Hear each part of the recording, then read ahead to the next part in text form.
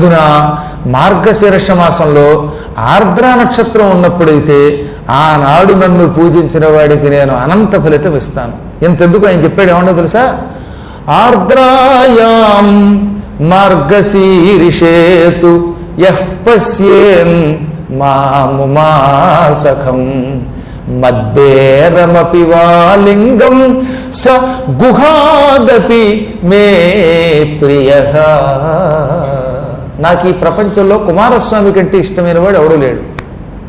కానీ మార్గశీర్షంలో ఆర్ద్రా నక్షత్రం నాడు అమ్మవారితో పాటు ఉన్న నా విగ్రహాన్ని కానీ, అంటే శివపార్వతుల యొక్క విగ్రహం కానీ, లేదా లింగమును కానీ భక్తితో యథాశక్తిగా అర్చన చేస్తే సహా అలా అర్చన చేసిన వాడు గుహాత్తపి అంటే కుమారస్వామి కంటే నాకు ప్రియ ఇష్టుడు, నాకు కుమారస్వామి కంటే ఎక్కువ ఇష్టమైన వాడు అవుతాడు. అందుకని ఎప్పుడన్నా మీకు మార్గశీర్షం వచ్చినప్పుడు మార్గశీర్షంలో ఆర్ద్రా నక్షత్రం వచ్చిన రోజున శివలింగాన్ని పూజించండి. లింగ పూజ ఎక్కువ మంచిదన్నాడు ఆయన.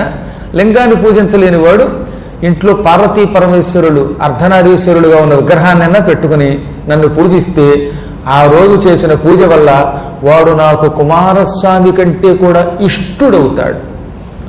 ఆ శుభదినన్నాడు నన్ను శివాలయానికి వచ్చి దర్శనం చేసుకున్నంత మాత్రం చేతనే మహాఫలం లభిస్తుంది. పూజ కూడా చేయక్కర్లేదట. అలం దర్శన మాత్రేణ ఫలం తస్మిన్ దినే శుభే. ఆ రోజున దర్శనం అనంత ఫలితం ఇస్తుంది. కేవలం దర్శనం చాలు.